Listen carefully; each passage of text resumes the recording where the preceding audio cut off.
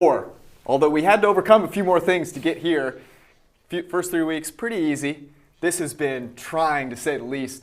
George, Eric, Mike, Ian is with us remotely. We're going to hit every single game. We're going to do some fantasy segments in between. It's going to be a lot of fun. Thanks for joining us. A couple things to get you set up for success. We're going to talk about inactives as they come rolling in. Any big news, we'll break it to you here so you don't have to go to ESPN or wherever you normally go and suffer through your pregame. Second thing, if you want to go to PFF.com, use promo code GameDay25, get yourself 25% off any new subscription. And then here's the last thing. If you have anything funny or worth saying, go ahead and tweet us at hashtag PFF live show. You can make fun of me, preferably. You can make fun of Eric or Mike too, or Ian as well. But let's start with this. Patriots and the Chiefs now back on. No positive tests today. Cam Newton, however, will not be playing. So it's Patriots at Chiefs, probably Brian Hoyer, 7:05 p.m. Eastern Time. Nance and Romo. We got the doubleheader that we didn't get week one. We got a couple of crappy games on Monday Night Football. Now we have two good ones. No spread here yet. So my question, I talked to you about this last night. What would you make the spread of this game now? I think the true number is probably like 12.5, 13. If I'm a bookmaker, I'd probably make it at 14.5. Because I think that the Kansas City Chiefs are going to be, a team that's more prepared for this game, obviously, preparing the whole week with what they have. And the New England Patriots, they lose a huge edge that they have every week, which is being able to prepare for the other team with the players that they have the entire time. So have to fly late too. Yeah, so I'd put this, and Kansas City will have some fans, right, which is different than others. So there might be a little bit more home field advantage than normal. But I'd put this at 14.5 and essentially dare people to bet New England. Would you bet New England at 14.5? I would, actually. I do think that they always seem to adapt well with a backup quarterback. Think back to when they had Jimmy Garoppolo, Jacoby Brissett, and still started, 4-0 that year when Brady got suspended. So I do think that they'll still be able to score some points, but it's not without Cam Newton. Talking about winning this game, you're not going to win this game at this point. It's interesting because you get the sense this is what Belichick lives for, right? Yeah. He loves the idea of taking Brian Hoyer into the defending Super Bowl champions' home and keeping it close. The tough thing is that Brian Hoyer gets you back to the type of offense you needed with Tom Brady, which had no quarterback running, and they have no wide receivers that can separate. So in one sense, it really worries me. But why you're betting the Patriots in the first place is partially because Bill Belichick has always slowed down Patrick Mahomes, just a 65 PFF grade against Belichick versus 95 against everyone else. So it is interesting. I think at 14.5, I'm taking the Patriots. Points. That's true. And I think with you look at the injuries with Kansas City, they're not trivial. The Jarius Sneed is now on IR after breaking his collarbone. Right. Brashad Breeland is still one more game left on his suspension. So you're dealing with backup corners, and they've struggled in the slot with guys other than Matthew there early on. Jones questionable with a groin. This was one where, again, if I'm setting a price, I put it at 14.5 and make people bet against the Chiefs. I think the problem here for the Patriots, when you go from Cam Newton, you talked about the running offense there, is that this offensive line is not great in pass protection. Like Jermaine Illuminor at right tackle is a liability if you're not going to go with that run-heavy, play-action-heavy attack, and I don't think they're going to be able to do that now. Like you're obviously not going to have the quarterback run threat. I just don't think that matchup's going to go well for them. Him trying to block Frank Clark, yikes, in a actual true pass blocking set is not going to end well for the Patriots. Here's the thought. Julian Edelman takes 10 snaps at quarterback. I want to bring in Ian here because there are a lot of players in this game that you have locked in to your fantasy lineups. I mean, on the Patriots side, obviously Cam Newton had been someone that people were so excited about. A lot of them got them cheap. The Chiefs have like 6 players that you're automatically putting in there. Given that it's now scheduled on Monday, you feel pretty confident locking those guys in, yeah? I would just say, if it's between Edelman or one of these running backs and someone else, probably take the other guy. There's a much lower floor now with Hoyer involved under center. Edelman's even brought this up in the offseason, saying that with Cam under center and that rushing threat, defenses can double him more often, guard him in a different way. So it's just a minor, downtick for the Patriots across the board. But Chiefs, we're firing them up, just business as usual. And then on the Patriots side, obviously Brian Hoyer, Jared Stidham, whoever is back there, you're going no. But what about Edelman? He's a guy that was probably someone you were starting. Now, obviously, no Newton, but they're probably going to have to throw more. So does that balance each other out? Yeah, I mean, he does have the uptick in volume. I'm just worried about the whole defense kind of clamping down on him at this point and just having no other people to speak on. If there's an offense in the league that could truly use, Mr. Antonio Brown or an alpha wide receiver one on the outside, I think it would be the Patriots. Just tough to expect him to get too much going in this spot. I mean, you can still treat him as a top 30 receiver, but I think, the potential high ceiling spot that this looked like with Cam Newton under center really isn't the same anymore. Yeah, I think that makes a lot of sense. It'll be great to watch another game on Monday night, though. Just to interrupt you, the Chiefs have been given 11.5 points. They're laying 11.5 points per bet, Chris. Total on the game 50 has just come out. That is going to skyrocket because I'm going to go bet the Kansas City Chiefs right now. We might need to take a break, actually. Austin, can you go get some money on the Chiefs for me now, please? A couple of inactives to talk about here, some big names that are inactive. Ronnie Stanley, inactive for the Baltimore Ravens. We'll talk about that. That number has been moving towards Baltimore consistently for obvious reasons. The New Orleans Saints, no Michael Thomas, as you know, no Marshawn Lattimore, no Janoris Jenkins, no Jared Cook, no Marcus Davenport, no Andres Pete, no Shai Tuttle. However, they have their fullbacks, so all is good. For the Minnesota Vikings, Tajay Sharp, Mike Hughes, both are not playing. And the Bengals, John Ross, Mackenzie Alexander, neither of them. What was your favorite John Ross moment? Mike, Quinn? Which drop? Which drop? There's so many. I don't know. Week one was rough. All right, let's get into games that we know are being played today. We'll start with Cardinals and the Panthers. Cardinals are 18th ranked team in PFF ELO. Panthers at 22. The Panthers are 3-point underdogs at home. And I just want to ask you, I want to start with this. Kyler Murray has been fantastic on the ground. He has a pretty much league average pass rating from a clean pocket at 100. He has a 17 pass rating under pressure. DeAndre Hopkins has been questionable. Why are we so set on the Cardinals being able to be a favorite on the road? I think it's just recency bias. We went into the season, they were very well regarded. They won a game in week one on the road against the 49ers team that was obviously in the Super Bowl a season ago, and then they covered the spread against Washington. They were 6-point favorites last week at home to a Detroit Lions team that is not 6 points worse than them, even being on the road there. I think it's a little bit of anchoring now. That being said, Carolina's taken some money this week. The spread was near higher than 4, so they're getting a decent amount of love here. And some of that might be due to injury, like Budda Baker's out, Chris Banjo's out. They have injuries to players in their secondary and linebacker core. But I think a lot of it is just people realizing that the difference between Arizona and Carolina is not necessarily as big as the records would indicate. I think it's also star bias, where Panthers without Christian McCaffrey, people think, they much worse team without their star running back. Kyler Murray, electric player, even if maybe that offense hasn't necessarily been electric. He himself is, so people, kind of swaying your opinion there in that regard, even if it might not be, truthfully the case. Yeah, and DeAndre Hopkins, those are two guys that you have locked into your fantasy lineups, and we know how big that is. Ian, let me ask you this. DeAndre Hopkins, do you have any reservations starting this guy? This guy's got more targets than anyone on the planet. No, you got to just fire him in there. He's kind of like Julio Jones, where we've seen him play, at a high level through injury and pass. And right now he's on pace for a Julio Jones-esque stat line, 16-game pace, over 170 catches, almost 1,900 yards, and just 5 touchdowns. So if anything, maybe expect, some positive progression in the scoring department for Hopkins because, the issue this year going into this system was volume. We've seen air raid kind of spread it out in the past, and that is not a concern as we've seen in the first few weeks. So continue to treat Hopkins as, the overall number 1 wide receiver on the slate. What else can we look for in this game from a fantasy perspective? Yeah, I think this could be the Kenyon Drake coming out party everyone's been waiting for. Look, the Carolina Panthers, say what you will about the offense and, things moving forward there.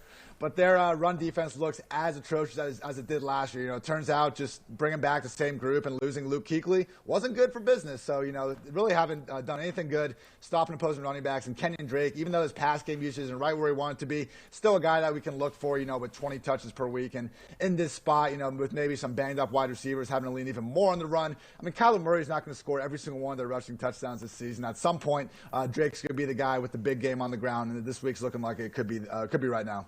Okay, I'm going to kick this one off from a picks perspective. I look at the Carolina Panthers. I'm not the biggest Teddy Bridgewater fan. You are.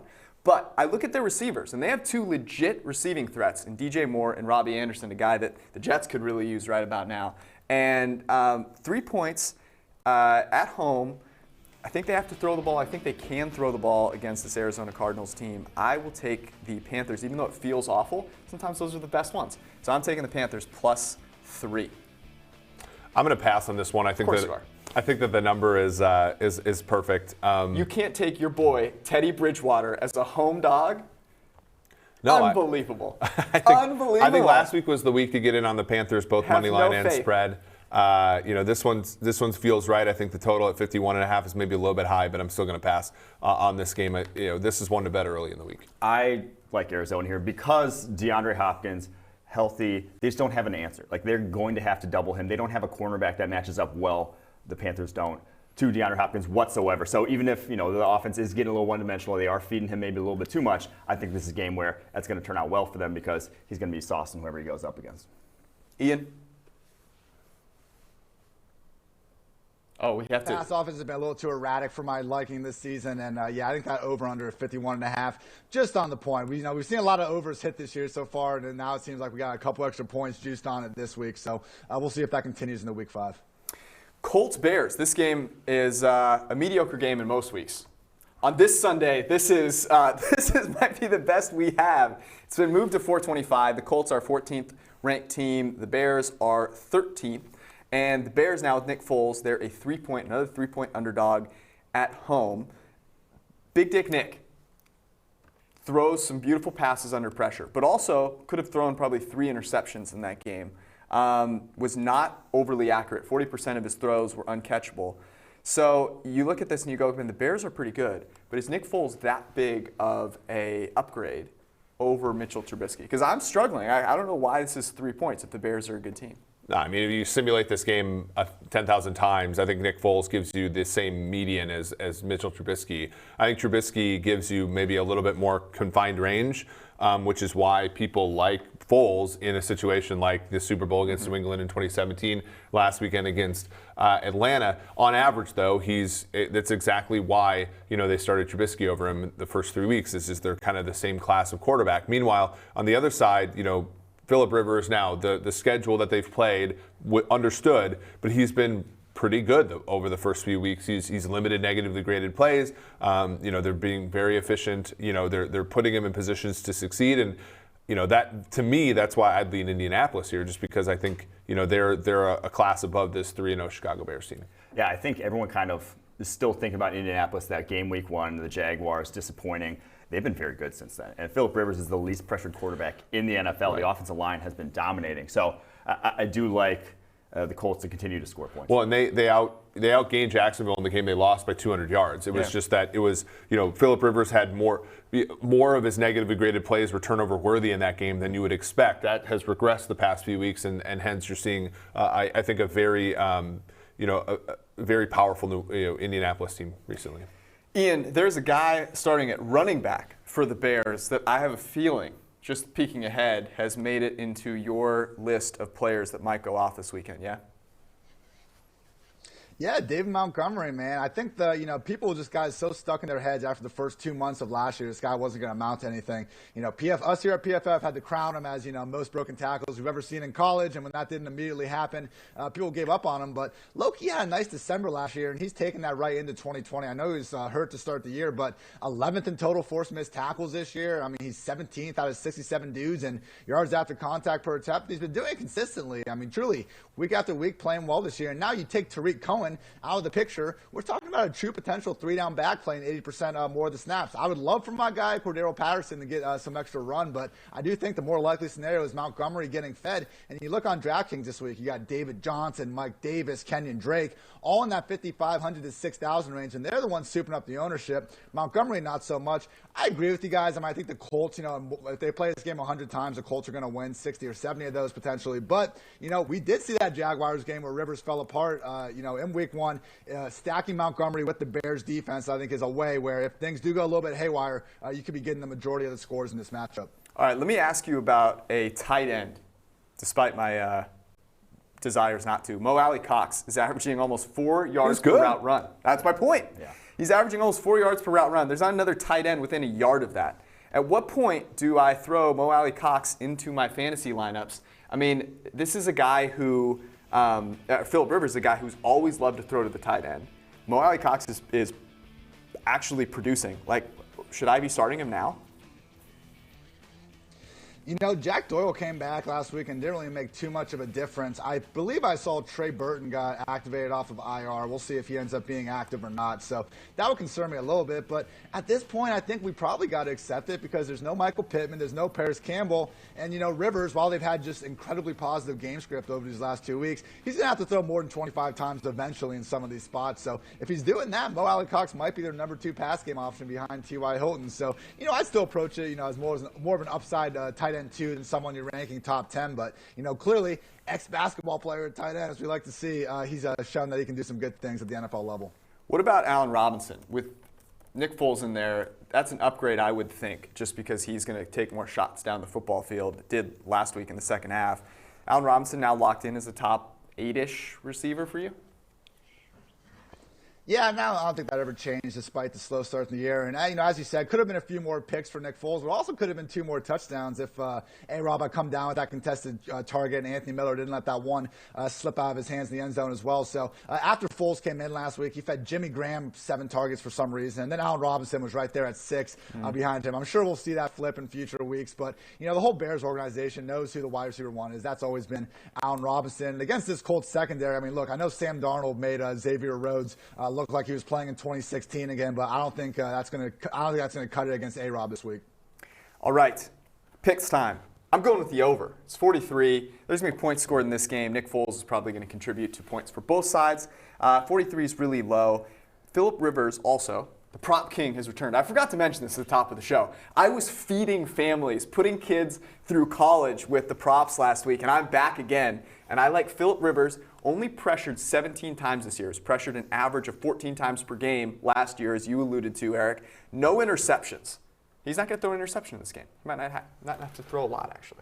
So yeah. those are my picks. Yeah, that's I like that, you know, that prop a lot. I'm going to go with Indianapolis at 2.5 if I can get it there. Yeah, I think that they cover here, and I think it's more comfortable. I'm passing on this one, not because everything says Indianapolis to me, I very much agree with you, but Nick Foles coming off the bench is not something I want money on. Again.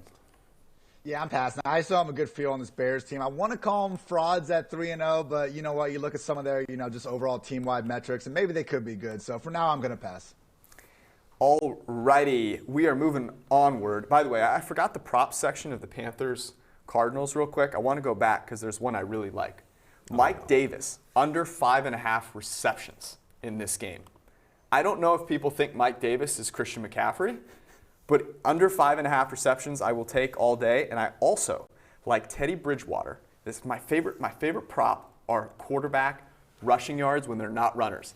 Teddy B over 12.5 rushing yards. He's going to scamper around. He's going to get one. Anyways, those are my prop plays for you. Jaguars, Bengals, right here in Cincinnati. This was crazy. So I live right by the stadium. I live like right there. Every time when I ride into the office last year when there's a Bengals home game, there are more people walking the other way than walking towards the stadium. Today, however, there were a lot of people at 11 a.m. Excitement. They were walking to the stadium. People are excited about Joe Burrow. And they can't even go in. They can't even get in there. And there's reason, right? Here's my question, though. He's now a favorite, okay? He's a 3-point favorite. They're the 28th ranked team in the NFL. The Jaguars are 30th. We've seen Minshew perform as an underdog before. So is it back to buying Minshew, or do you think Burrow can cover as a favorite? Well, you know, we printed this, you know, on Monday morning when we ran our podcast. I mean, 3.5 with Jacksonville was an unbelievable number. It's a long time ago, by the way. An unbelievable number. A lot has happened in the NFL since then. And I was telling you before we even recorded that at 1.5, they were a great teaser leg at 8.5. Mm-hmm. Well, that's gone away too. I mean, we're basically talking about something that's closer to a pick 'em. And at this point, I actually like that as a line. So, you know, Burrow has been sacked more than any quarterback in the entire NFL. He's been under a lot of pressure. He has gotten good receiver play out of exactly one wide receiver, which is Tyler Boyd. And that defense can't stop the run at all. And so when I look at this game, I can't see backing Cincinnati here. With Jacksonville, you're really hoping that that Thursday night game was just an aberration. Because if they played this game last week and we hadn't seen them lose outright to the Miami Dolphins as favorites, I think either this is a pick 'em on open or Jacksonville's favored. Yeah, I like Cincinnati, though, in this game, just because of the progression I've seen from Joe Burrow through the first 3 weeks. Why didn't you put your jersey on for this? You want me to put the jersey on? Where is it? I got the Burrow. We'll get it on for the next segment. But I've seen a quarterback the first week, a little shaky. The pressure was getting to him. This past week against the Eagles, he looked like he belonged. Like, he looked like no rookie rust whatsoever. So I think going up against this Jaguars defense, easiest defense I think he's faced all season long. I think he's just going to carve him up. They don't have the pass rush to exploit that Bengals offensive line. The bottom 10 ranked pass rush through 3 games. I just think that this is the game we finally see Joe Burrow look like the LSU Joe Burrow for a little Seems bit. like there are a lot of opportunities for mismatches with the Bengals receivers on some of those corners. Like C.J. Henderson had played well for a couple weeks, did not play very well on Thursday night. But then other than that, they don't have anybody. They just have a bad secondary, Jaguars. Like they just, I don't think they're going to match up well at all with the Bengals. Even a little washed A.J. Green, I think, is going to have a fairly good opportunity to make some plays there. Ian, there is a running back, finally, in Jacksonville, finally, that we can count on. And his name is not Leonard Fournette. James RB1 son, as we're calling him, man. The guy is freaking killing it. Only Alvin Kamara, Aaron Jones, Zeke Elliott, and Dalvin Cook have more fantasy points through 3 weeks. It's absolutely ridiculous. I mean, James Robinson's world, we're all just living in it. And the guy looks good doing it. I mean, it's not like he's out there getting empty yards. He's, getting work in the pass game. Even last week in a game where they were down multiple scores to the Dolphins, for him to still come away with 6 targets despite Chris Thompson getting 6 of his own, it shows the floor we're dealing with. So, no, I don't think he's going to finish the season as a top 5 fantasy back, but at a minimum against a Bengals defense that we haven't really seen stop the run all season long, I think Robinson once again deserves this RB1 treatment. And it sucks for everyone out there that used the high pick on Fournette, weren't able to come back and get Robinson, but gotta roll with the punches. And right now Robinson is the man in Jacksonville. What about the Bengals receivers? T. Higgins is a guy that people were really excited about, but the volume has not really been there. Tyler Boyd seems like a guy that maybe people are sleeping on. What are your thoughts? Yeah, I like what Mike was pointing out about just the matchup here, because Jaguars are dead last in the league right now in pressures generated overall. And, if there's one thing that could short-circuit this Bengals offense, it would be, continuing to pressure Burrow. So if you take that out of the picture, I think all 3 of Boyd, Green, and Higgins could be set up for success. I mean, we mentioned earlier John Ross inactive. He's inactive because T. Higgins is now a full-time starter in 3 wide receiver sets. I mean, last week we saw that with Higgins and Justin Jefferson. And that's great. Now we can actually treat these guys as potentially, wide receiver 3s moving forward, because they're actually playing full time. Someone like Mecole Hardman that was still a backup and just made the most of his limited opportunities, that's a little different. But Higgins and then Justin Jefferson, who I'm sure we'll talk about later, those are guys that we can actually more confidently fire up moving forward. But yeah, I do think at this point we do need to treat Boyd as the fantasy wide receiver 1 in Cincy, but until we see something out of A.J. Green. There were a couple weeks ago that Gardner Minshew was QB1 territory. That game didn't work out so well. Joe Burrow has been locked into both of my team's lineups since week 1. Right now, you have to take one of these quarterbacks. Which one is it? Oh, absolutely, Burrow. I mean, most dropbacks in the league. And the rushing floor is high. He's got more rushing yards than Deshaun Watson this year. And I'm sure, everyone that watched him at LSU knew he was, quote-unquote sneaky athletic and all that. But I think it's a perfect matchup for him, again, without having this pressure. I know a lot of times, pressure is more of a QB stat than an offensive line stat. But in Burrow's case, I really do think it is on the offensive line. He's 10th in pressure dropbacks, despite having the 9th quickest release this season. And the wide receivers haven't really made it on him either. I mean, 40% of his pass attempts have been targeting a receiver that PFF has deemed open, and that's the 5th lowest mark in the league. So a situation where, C.J. Henderson, I know he came out with a lot of hype, but we saw him getting picked on heavily in week 3. Not only is the pass rush pretty soft, I don't think the secondary is all that great in Jacksonville either. Could truly be Joe Burrow's NFL coming out party here in a couple hours. My body, it is ready. All right, picks time. It is now -1, this game is. And so I'm, again, making a spur-of-the-moment change. Last week, I steered you away from the Atlanta Falcons. You're welcome. This week, I am steering you away from the Jacksonville Jaguars. Joe Burrow as a short home favorite, just 1. He leads them to victory in this game. Eric. Yeah, no. I mean, that's the right number. Doubting Thomas. Right. I'm all on the Bengals. I think this is the game Burrow's coming out party, like I said. Love their usage of empty sets, leads the NFL in empty set dropbacks, 49 a year. I think more of that against this defense. I think he just carves them up. Ian? With the Bengals as well. I'm going with the Bengals as well. I think, Gardner Minshew, getting DJ Chark back is huge. I mean, for him to take that big step back without his wide receiver one makes sense. But we don't know how healthy he is right now. And again, I think everything's just pointing in the direction of Burrow. Give me the Bengals. All right, a couple of props for you. Gardner Minshew interceptions. The no, -115. And then T. Higgins. Everyone wants to get really excited because the rookie catches a couple of touchdowns. Under 3.5 receptions. Putting your kids through college. You are all welcome. We're going to be right back with Stacks on Stacks, the DFS stacks that you need to win the big tournament. And here's the best part. They include the 3 coolest players in the NFL. So stay tuned. Tweet us at #PFF Live Show and make fun of me or anyone else here.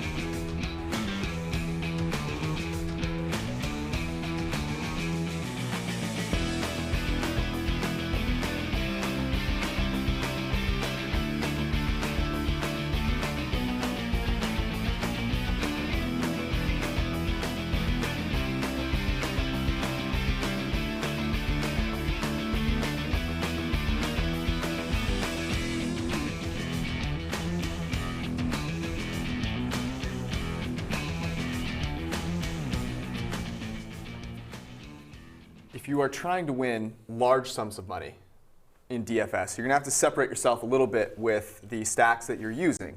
You want that stack to be kind of infrequently owned, but you can still pick some fun players. There's some good ones here. We're going to start with a game that should have plenty of scoring, and that is Minnesota and Houston, because they have no one that covers anybody on either of those teams. So the first stack we're going to talk about, Deshaun Watson, time for a bounce back game. Will Fuller, Brandon Cooks, so two of their 2 top targets, their deep targets. And then with Dalvin Cook on the other side, because we know the Vikings are going to love to run the ball. Yeah, it's rare in a week where there's a total in the low 50s that it's not the highest total. This is just a mere middle of the pack sort of game in terms of scoring. And what you're getting is Deshaun Watson sort of off 3 consecutive games where the opponents are record is 8-1. And so if he could be undervalued, he's going to be undervalued this week. Will Fuller, has had good game, bad game, good game, bad game. Brandon Cooks isn't all that expensive at 4,500 on DraftKings. So that's really where you want to look. If you want to go Vikings in this game, it's a little bit tricky because I've said this a number of times. These are two bad secondaries, but the Vikings bad is on a level different than Houston's bad. So take the passing game with Houston, and then possibly, if you want to, think about Minnesota being behind, Dalvin Cook out of the backfield with a bunch of PPR points, in that second half of that game. All right, stack number 2, the New Orleans Saints and the Detroit Lions are actually playing. So looking at the Detroit Lions with an opportunity to take advantage of a really banged up New Orleans secondary. No Marshawn Lattimore, no Janoris Jenkins. Matt Stafford with Kenny Golladay now back. He loves Kenny Golladay. And then literally the entire New Orleans Saints offense, which is Alvin Kamara. I really like this stack. So the two best wide receivers in this game and the best quarterback in this game. Yeah, I don't think actually there's a dispute there. Stafford had a better game against Arizona once Golladay came back. You saw Hawkinson have a good game. You saw some plays by Marvin Jones as well. I think things are opened up for Stafford here, and Golladay doesn't really have a big corner to go against without Lattimore or Jenkins in the game. And as far as Kamara, the issue here is like he probably has to be in your lineup for you to win because he's going to blow up, and it doesn't matter how good you do on the other players that you have in your hand. Kamara has to be in there. No Jared Cook as well, which is again another one of the weapons that Breeze likes to throw to. So I think you have to have Kamara, and if you're going to do that, you might as well lean on the over that we like in this game by going with Stafford and Golladay on the other side. Yeah, total of 54. Last stack, we're going to talk about a game that usually scoring hates. There's no scoring in Jags versus Bengals. Not this year.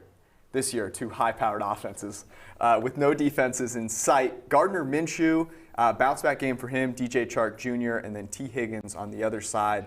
Caught a couple of touchdowns last week. Usually a low-scoring game, but the Jags defense, non-existent. The Bengals defense has not existed. Yeah, and that's the thing. I mean, and people are going to gravitate in this game to Robinson, the running back for Jacksonville, but really a week ago what they were missing in that Thursday night football game against the Miami Dolphins is DJ Chark. I think him being back, you'll start to see the Minshew. You'll get on the Minshew coaster again, and it'll be a high as opposed to a low, which we saw the other day, in Miami. So Higgins, another one, just really good price. And if you stack these guys together, what you can do then is supplement them with the Camaras and the expensive players of the world that you're probably going to need to win as well. All right, the prop king. He's making a return in segment 2. You won't want to miss it. Plus, we're going to talk Saints, Lions, and TB12. Usually he's a lock to beat rookie quarterbacks as a 7-point favorite. Will he be this week? We'll be right back.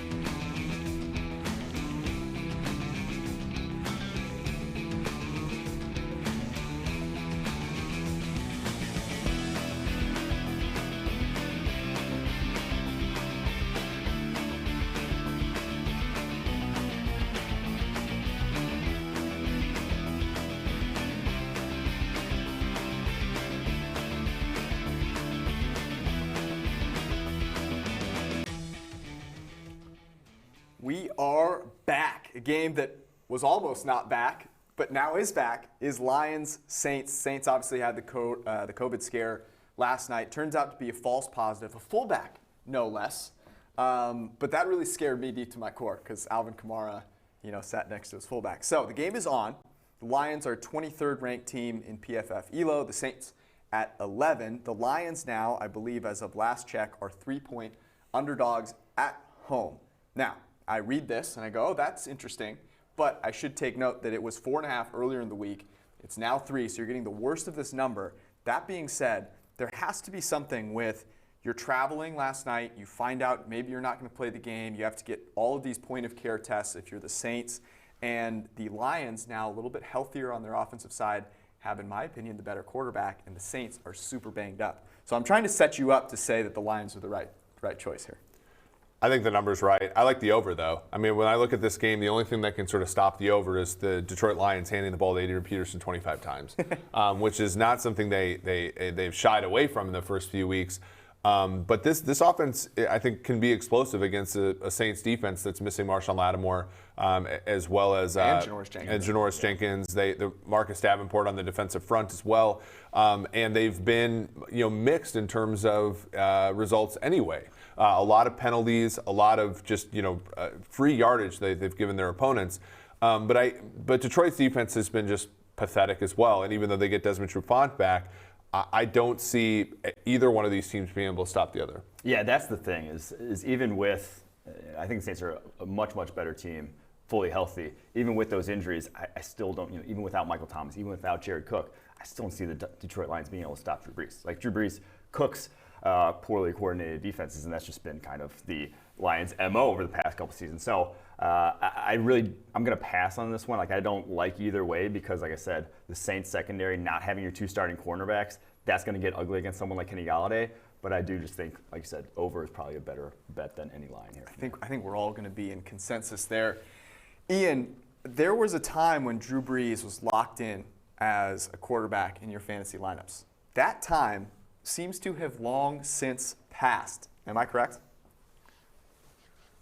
Yeah, it's just right now it's hard to expect anything. Unless Alvin Kamara is going to, get over 300 yards after the catch and score 3 touchdowns himself. I don't know how Breeze is going to do it with really anyone else out there right now. I mean, the joke's just kind of right himself when he's under center these days with how few times he's throwing downfield. But over these last 2 weeks, it's been Kamara at 23 targets, Traquan Smith at 12, no one else even over 10. So just don't quite see, the boom nature in Breeze's in game recently. Maybe more so on the Stafford with that offense and the aforementioned injuries in the secondary. So, no, not going back to well with Breeze. But I think on DraftKings, looking at Kamara, only 8K. We've seen the running back price ceiling with McCaffrey be around 10K. I still think even though Kamara is the most expensive running back on the slate, he's probably still 4 figures too cheap. I am all in on Alvin Kamara. I'm with you there. Kenny Galladay, where does he rank for you? I think we got to go back to treating him as a borderline wide receiver 1, particularly in this spot. I mean, Lattimore is someone that, we see him give up some matchups, but also he rises to the occasion sometimes. I mean, goose egg Mike Evans last year and almost did it twice in a row in week 1. So losing him is seriously huge, even though, again, he does have some up and down performances. So, in this spot, hopefully should be healthier after last week. Even playing at less than 100% last week, managed to find the end zone, but we saw reduced snaps. So expecting more of a full-time role this week. And, when Galladay's out there full-time, he's been anyone's idea of a fantasy wide receiver 1, so treat him as such moving forward. In that Evans, Bob Woods, Keenan Allen class, I assume, Ian, that you are all in on this over as well. Yeah, definitely. And one last point I make about just kind of the fantasy options is go back to what with T.J. Hawkinson this week. I mean, our own PFF's own Dwayne McFarland brought up a good point that, okay, last week didn't have the explosion that everyone wanted in that flowchart matchup against the Cardinals, but set season-high marks in targets, routes, and snaps. Really seemed like they made an effort to make him the number 2 pass game option, not Marvin Jones. And that's always just been the issue for Hawkinson. It's just, can he get enough opportunities? Usually they featured him behind Galladay, Jones, and Amendola. Hopefully better days are ahead because we know he's one of the more talented tight ends in the league when they decide to use them as such. All right, so 3 overs. Mike hungover is passing. The prop king returns. Alvin Kamara, who Ian mentioned, he is the entire New Orleans Saints offense, and somehow his total is only at 7.5 receptions. Drew Brees, he will tear this defense up. but he will do it by throwing the ball 2 to 3 yards past the line of scrimmage at most. That's where Alvin Kamara will eat the Lions linebackers, despite what you may have heard in the past. Not very good. Latavius Murray, 8.5 receiving yards. Sean Payton, a wizard offensively. He's going to say, oh, when I bring Latavius Murray in, you think we're going to run the ball? Not so fast, my friend. And Latavius Murray will get at least 8.5 receiving yards. That's plus 110. And then our favorite prop of the week, Adrian Peterson, under 48.5 rushing yards. This is not the game to feed AP. Come on. He could still get all the carries and get under that total, a la Frank Gore the other night. The fact that he's getting the bulk of the carries, and you drafted running back in the second round. That's why you do it. The last 3 years. That's why you do it. I still carry on my wayward son, man. I miss him. All right, we're moving on to Vikings-Texans. This is an interesting game. The Vikings have been terrible. They're 20th in our power ranking. The Texans are 19th. They've faced the hardest schedule in the NFL by a country mile, an absolute country mile. The only team, as you alluded to yesterday, the only team that has lost a game of their opponents has been the Ravens, losing, of course, to another one of their opponents, to the Chiefs. So both these teams are bad. Both these teams can't cover. The line is 3.5, with home field being, whatever. Is there really that big of a separation between the Texans and the Vikings? The first time in Houston Texans history that tickets will go unsold for a game at home. It's tough. I mean, when you look at this Houston team, we were pretty high on them going into the year. The win total is 7.5. This is the second time in 3 years that they've started 0-3. They finished 11-5 the other time. I think rumors of the Houston Texans' death have been extremely exaggerated. And when you look at them in relation to the Minnesota Vikings, there's probably, less than 2 things the Vikings do better than Houston. They're not better at quarterback. Houston might not be playing well at quarterback right now, but they're far better than the Vikings there. Houston might not be pass blocking, but they're doing a far better job than the Vikings. Pass rush, I mean, Drew Samia against J.J. Watt is going to be probably the biggest mismatch of the entire day. And Houston's not good in the secondary, but they're far better than Minnesota is. So when I look at this game, I think Houston's going to be able to score at will. And when I look at this total, the only thing that's going to keep me from betting over, betting a lot in the over is going to be whether or not Minnesota can catch up. But Minnesota is historically good at these Herculean efforts of scoring 20 points in the second half when they're meaningless. So, I think a lot of points here, and I think Houston, sort of at least wins the game outright. I will say Minnesota has had a fairly difficult schedule in their own right. Probably played 3 playoff teams and obviously lost all 3. But I do think the matchup that would sway me in favor of Minnesota, and I do think 3.5 points is too much, is the fact that the Texans' run defense is a disaster. Their defensive tackles are bad. They miss DJ Reader a lot. And I think that if you don't have good defensive tackles, you're not going to be able to take advantage of the fact that the Minnesota Vikings interior offensive line is a disaster. And Jay played J.J. Watt a lot on the outside. He may not be going over Drew Samia, though I would put him there to exploit that matchup. But I do think in the run game, they're going to pound the ball, and I think Dalvin Cook has a big day. Ian, Deshaun Watson, man. This was a guy that everyone was so excited about for good reason. He's one of the coolest dudes in the NFL. He's electric to watch. He's never dead. He has faced a gauntlet in terms of his opposition. Is this the week that he finally breaks out and reminds us he's a top 5 fantasy QB? Absolutely. I mean, hopefully the defense can actually hold someone under 30 points. But, not too much. Wouldn't count I don't want to hit on defense too much. They have had that schedule. But, yeah, exactly. But Watson, I mean, look, he's averaging career-high best mark in adjusted completion percentage right now. He's right there at 8.2 yards per attempt as well. So, despite this schedule, we've seen him operating pretty much as good as ever, even without having DeAndre Hopkins in the fold.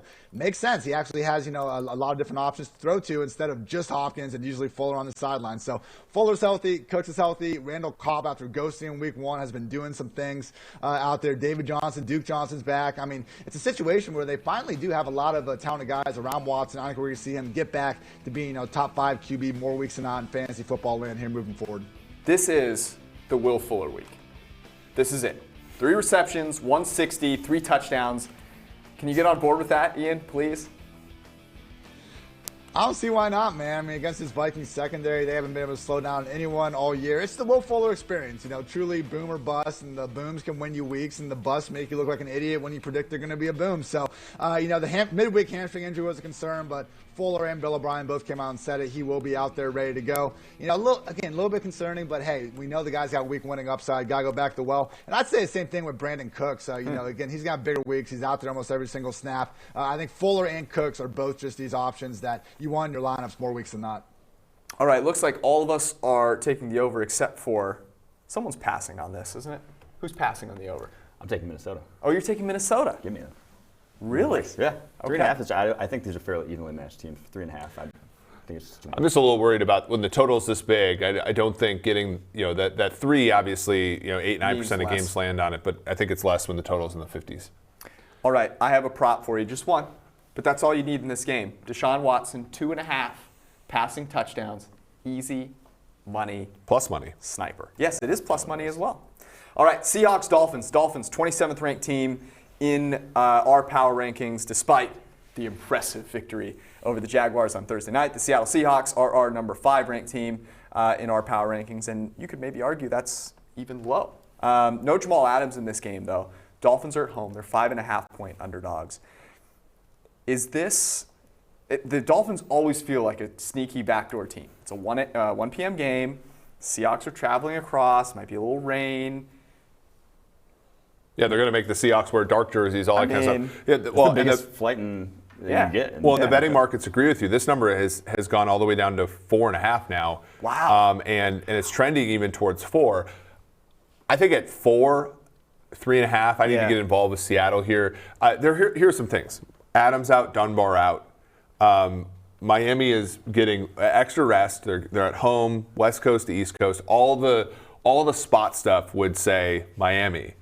But do you really believe that if the spread's underneath, like let's say 4.5, 3.5, and things like that, that Russell Wilson is going to allow the Miami Dolphins to stay within an arm's length? I mean, they make one mistake on offense in Miami, and Seattle, as we saw last week with the Dallas Cowboys, just jump on you. Well, this is what I want to ask Mike. So the Miami Dolphins defense trying to be the Patriots defense, and it was getting torched. And then all of a sudden they play the Jaguars, and they actually execute a cover 0 for once. Yeah. Am I wrong in saying if you try that against Russell Wilson, like DK Metcalf's going to have 300 yards in this game? Yeah, that's the thing. If Byron Jones were healthy and playing, which he is not, I could see this line. But I don't think they just do not match up. There's not a lot of cornerbacks in the NFL that match up with the Seahawks. This would be one. But if with no Byron Jones, someone, either DK Metcalf or Tyler Lockett, is just going to be open every single play if you're going to try to play cover 0. And they play cover 0 more than anyone else in the NFL, play as much man as anyone else in the NFL. You have to have the horses to do it. They do not have the horses right now to match up with that Seahawks. This is probably my favorite bet of the week, the Seahawks in this one. Yeah, all the way down to 4. I may be switching my bet here. Ian, from a fantasy perspective here, obviously the Seahawks are just such an awesome offense. So I assume everyone there is basically in your starting lineups, yeah? Yeah, I mean, even Chris Carson, just kind of having Pete Carroll say that he's ready to go and had a great week of practice. I was all over Carson last week, and unfortunately, Russell, decided to throw 3 touchdowns from the 1-yard line. But at some point, the Seahawks bell cow running back is going to score a rushing touchdown this year, as much as they're, letting Russ cook and things are going great there. So keep going back to the well with Carson, seeing how little used DJ Dallas has been all year. It's because Carson's their pass down back. Going into last week, he was number 3 on the team in targets. So we know Russ, we know Lockett, we know Metcalf, but also don't be afraid to keep going back to that Chris Carson well. On the Dolphins side of things, Mike Gesicki, a giant amongst men over there in Miami. The Seahawks now without Jamal Adams. Is this a spot where I can take advantage of Mike Gesicki, maybe even a DFS too? Yeah, he only had 1 catch last week on his 4 touchdown, but that was just because Fitzpatrick only threw the ball 20 times. They were up, 2 scores against the, against the Jaguars in that spot. Going to go on a limb here and guess that, we're not going to see the Dolphins have a 2-score lead over the Seahawks by the 3rd quarter. So we'll see there. I think there's going to be a lot more volume, and the Seahawks just haven't been able to cover slot receivers all season. I mean, even before Adams and Dunbar got out, it was Edelman and CeeDee Lamb had a nice week. I mean, they just have been getting, just really boat raced by the slot all year. Gesicki is called a tight end, but he spends, the overwhelming majority of his snaps in the slot or out wide. I think he's going to be the Dolphins' number 2 receiver more weeks than not. Keep going back to that well. Alrighty. I'm again making a switch. It's 4, 3.5. There's no way I'm riding with Ryan Fitzpatrick there. Give me the Seattle freaking Seahawks. Yeah, same. There we go. Mike is on board with that as well. Ian, I like this as well, man. The over. You have been hammering the overs, and overs have been hammering. So why stop now? The two best quarterbacks in the league this year, you could argue, are Russell Wilson and whoever's been playing the Seahawks. So we got both of them in this spot. I love it. All right. Speaking of a good quarterback, Tom Brady and the Tampa Bay Buccaneers. 7-point favorites at home to the Chargers. Chargers traveling across the country. In New England, Tom Brady as a 7-point favorite against a rookie quarterback was a stone-cold lock. It doesn't seem like it's that way anymore because it stayed at 7. Is that all the Bill Belichick factor, or should we be giving Tom Brady more respect? Yeah, I think it's really weird that this number has stayed basically the same the whole time. If I had to, I'd probably think about Tampa Bay here just with everything. But the Chargers have a good secondary. They do a pretty good job of rushing with 4. Tampa Bay's without Godwin, who is probably their best player on offense. If Mike Evans is there too, but it's just a little bit hard for me when I think of the Tampa Bay offense and everything they do revolves around wide receiver play and their best wide receivers out. So I think that this number is pretty. I think this number is pretty good. I do think the total is maybe a bit high. I do think it's going to be a lot like last week's game where Tampa Bay gets out in front. They loosen up. They don't put a lot of miles on Brady's arm during the second half of the game, and their defense clamps down. Their defense is one of the sneakily one of the best in the entire league, and I think it has its way here with Justin Herbert. Yeah, that's the thing. You have Todd Bowles' coordinated defense, who third most blitz. They blitz the third most of any team in the NFL so far this year. He's going to throw the kitchen sink at you. You have a rookie quarterback on the other side, and you don't have Brian Bulaga, your best tackle, pass blocking for you. I just think that's a recipe for disaster. With as physical as their cornerbacks are, and no Mike Williams also for the Chargers, I just don't think they're going to put up a lot of points in this one, the Chargers. Ian, no Chris Godwin. Mike Evans, 2 catches, 2 touchdowns last week. We're going to see more catches. Does that mean more touchdowns?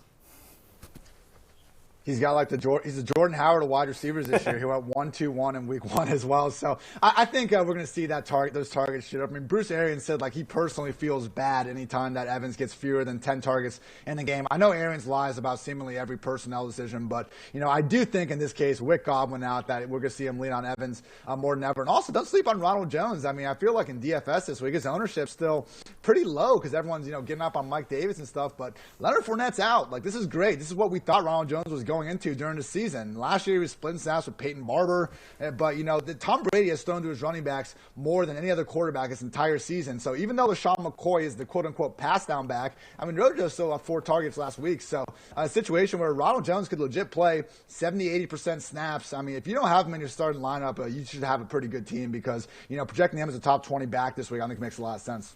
All right, I'm fading Eric again. I'm going the over just because 42.5 is low. And I just it's fun, We're upstairs arguing, yelling at one another. So I'm taking the over. What about you? I think these numbers are more or less right, so I'm going to pass. I'm taking Tampa Bay. I just think they are a much, much better team right now than the Chargers. Ian? I got Tampa Bay as well. I mean, how many more injuries can this Chargers defense have? I mean, credit them for playing so well without Derwin James, but now you remove Chris Harris from the picture too, and it's just a lot going against them. All right, we'll be right back with Ian Start Sit. Remember, Game Day 25 is the promo code at PFF.com. Get yourself 25% off and tweet us at hashtag PFF Live Show.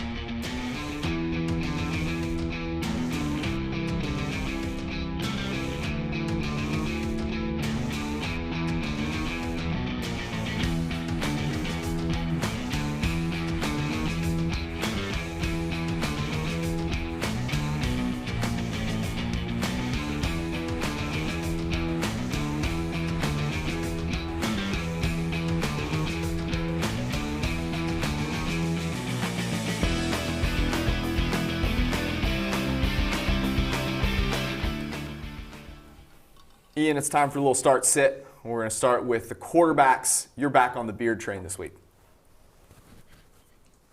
Ryan Fitzmagic, man. Look, he looked awesome last week, and now he gets a secondary that hasn't been able to stop anyone this year with the Seahawks, with them putting up points, forcing all their opponents into, fantasy-friendly negative game script. And now that defense, already mediocre in the secondary, is banged up with Jamal Adams and Quentin Dunbar out. So love going back to the Fitzmagic well, and I'm sitting Jared Goff because you look at these first 3 games, and it really is Darrell Henderson season because, look, week 1, 31 pass attempts for Goff. Week 2, 27. Week 3, they get down multiple touchdowns against the Bills, and Goff still only threw the ball 32 times. He's never had a rushing floor, and the days of him, actually throwing 60 passes in the game, which happened last year, seem like a distant memory at this point. All right, running backs. You and me both hate Adrian Peterson, apparently. It's not the right game script for him, and this Lions backfield is anything but set in stone. It wouldn't shock me at all if Kerryon Johnson just randomly leads the way. So yeah, and as you were talking about with that prop, even if AP does get 20 rush attempts, wouldn't it be shocking to see him, still finish with under 50 yards and without a score? I am going back to with Ronald Jones though. No Adrian Peterson, RB1 as a 7-point favorite over a Chargers defense that's all kind of banged up. Get Rojo in your lineup. Yeah, no Lenny to take those goal line touches. Wide receiver, I feel like I haven't heard T.Y. Hilton's name in forever. Right, and it's because Rivers just hasn't had the pass over these last 2 weeks. Only 25 attempts and 21 attempts. Week 1, we saw some concern because Paris Campbell was almost being used as a 1B. He's out of the picture. First-round draft pick Michael Pittman, he's out of the picture. I'm not saying the Andrew Luck version of T.Y. Hilton's coming back, but at some point we're going to see this dude pop off for a big game. I like Jonathan Taylor in his spot as well, but at some point the number 1 wide receiver in Indy is going to need to make some plays. I think the Bears secondary with them, really never asking their corners to travel with any individual wide receivers. Frank Reich and company should be able to scheme up Hilton to their heart's desire and the best matchup. With that said, though, I'm going to be sitting CeeDee Lamb more times than not this week. Cedric Wilson, really big game last week, and they did use a little more 4 wide receiver sets, but we saw CeeDee slip to only 60% snaps, and there was even a point where they took him off the field for a punt return, so he wasn't on the injury report, but just kind of troubling usage. I think it's looking more like the Cooper Gallup show, at least for this week. Hope I'm wrong and hope CeeDee's at 100%, but just didn't really like what we were seeing out there last week. I definitely did not like what I was seeing because I had him in my lineups. Tight end, a pseudo tight end is your start.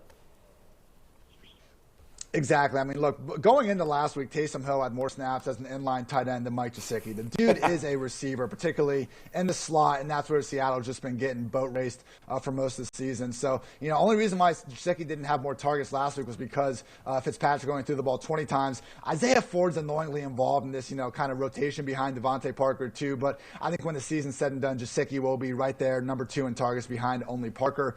With that said, I'm sitting Jimmy Graham. Look, the guy had the most targets for the Bears last week with 7 once Foles came into the game. He can still make contested catches, but we still haven't seen this dude separate in pretty much like a half decade at this point. So not going back to the well with, a guy that's going to be, it's already in his, growing up in that mid-30s range. So I just think, we've already seen some good weeks from Jimmy Graham. Don't expect this dude to keep having such a blast from the past here moving forward. All right, we are going to hit the 2 games with the largest spread. One of them might just be Eric and I's favorite bet of the whole week. Plus, Browns-Cowboys next.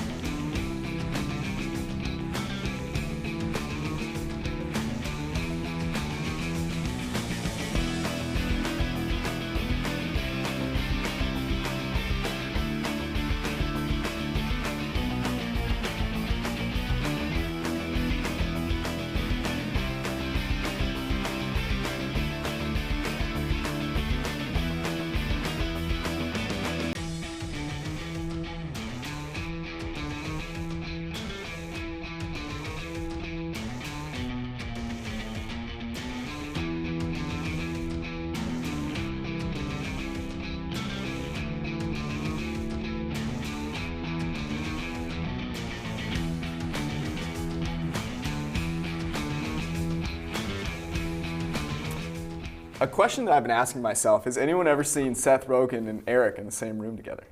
I have not. What if we were in the presence of a movie star this whole time? We didn't know it. You are really funny. That's the thing. You are really funny. You kind of look like Seth Rogen. Don't forget smart. Yeah, that's true.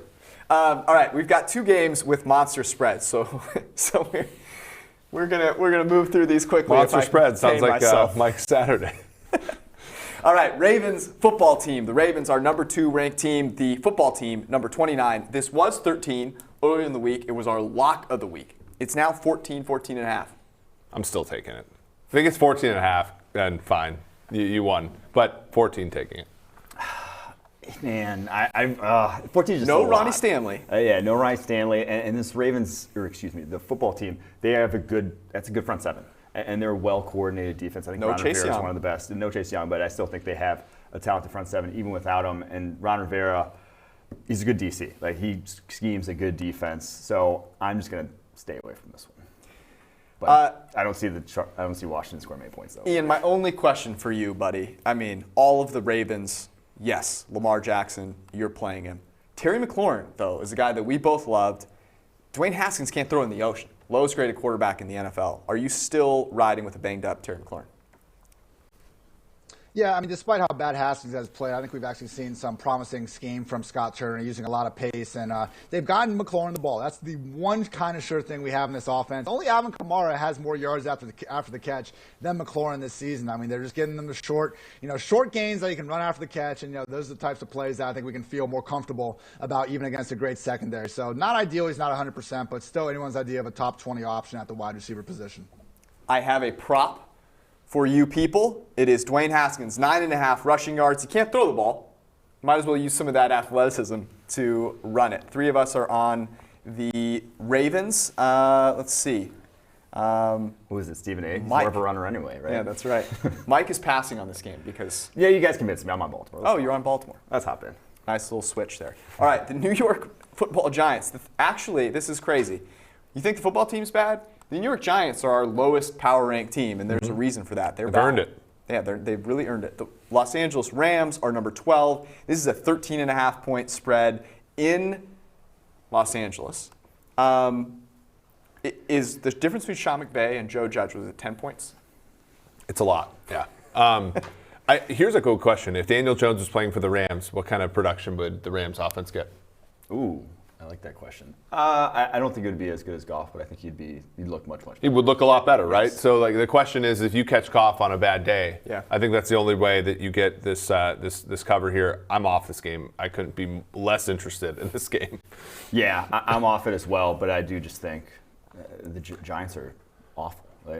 Both sides of the ball, not a lot of talent, can't get after the passer, and this is why you don't build a defense through defensive tackles, is because they don't do much for you. Like, they have 3 good defensive tackles and are still a very, very Well, as bad you said passer. before, you need one. You need one to hold the point of attack, and then after that, it's superfluous. Ian, your thoughts on this beautiful matchup in Los Angeles? Hey, it's Darrell Henderson. Go back the well with this guy. Yes. 40% of his carries this year have gone for a first down or touchdown. That's a league high mark. Good things happen when you give him the ball. And when Cam Akers still sidelined, Sean McVay has actually been truthful about his committee throughout the offseason, saying they like all 3 backs. They're going to go hot hand. Well, he said before this week that Henderson's earned the right to start. He thinks they're going to keep going with him. So Henderson, sooner rather than later, I think we're going to be looking at him as a weekly fantasy RB1. So I am trying to figure out my lineups here. Darrell Henderson or David Johnson? Ooh, it's like right next to each other. Go Henderson. Screw it. Youth wins out. Darrell Henderson or David Montgomery? Henderson still. Beautiful. That's why he's the best. You were on the Rams at minus 13.5. I have a couple of props for you people here. Daniel Jones. Here's the difference between him and Jared Goff. Jared Goff, no turnover-worthy plays so far this season. Only he and Aaron Rodgers in that situation. Daniel Jones, not the case.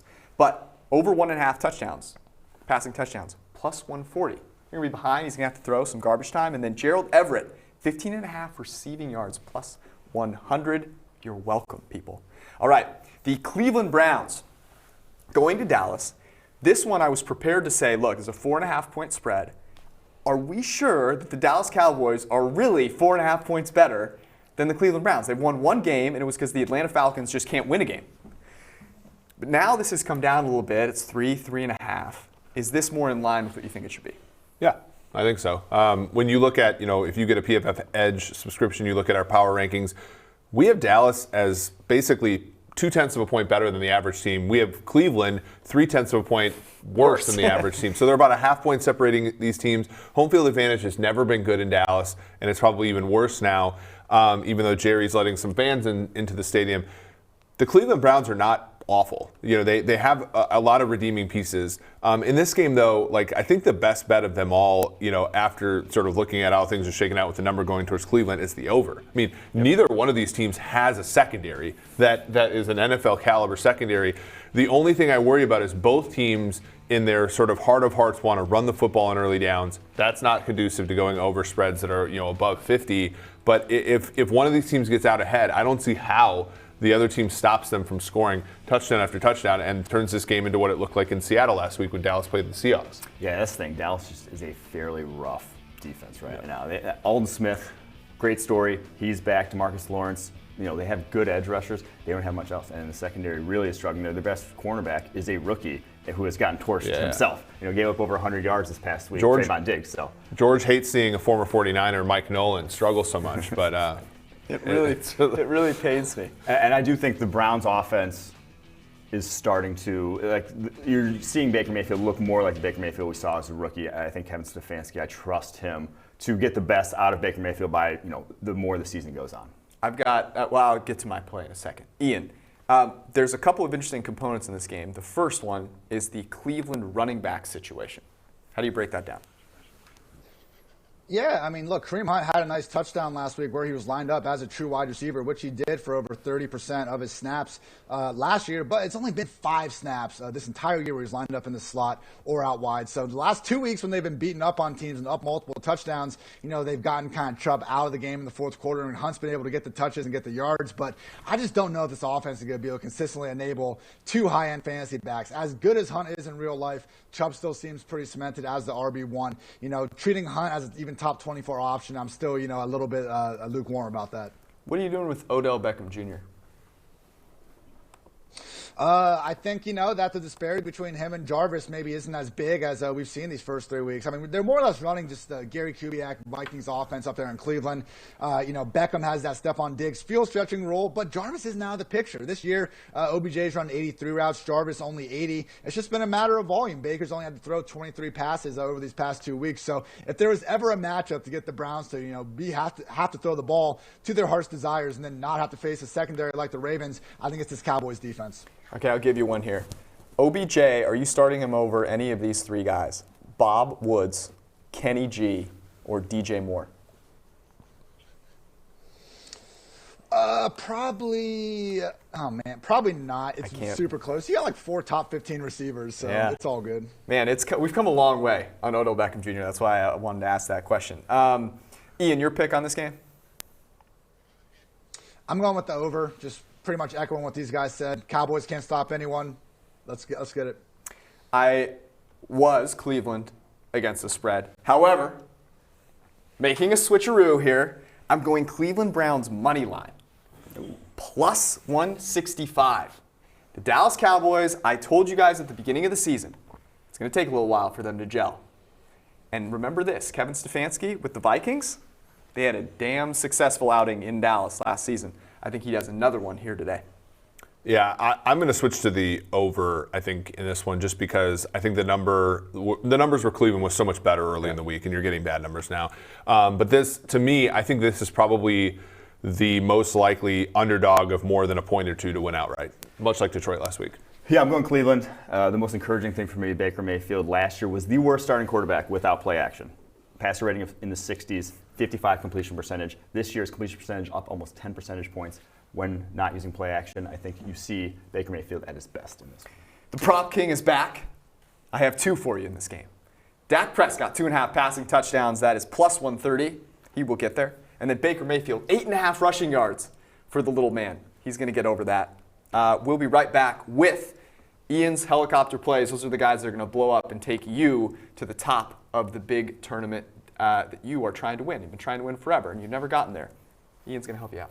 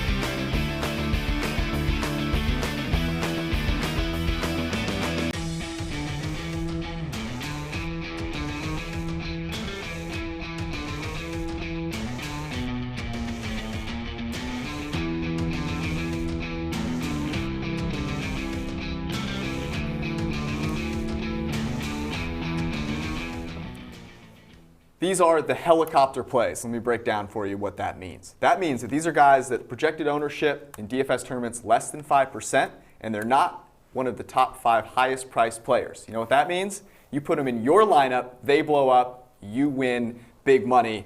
Ian, start us off.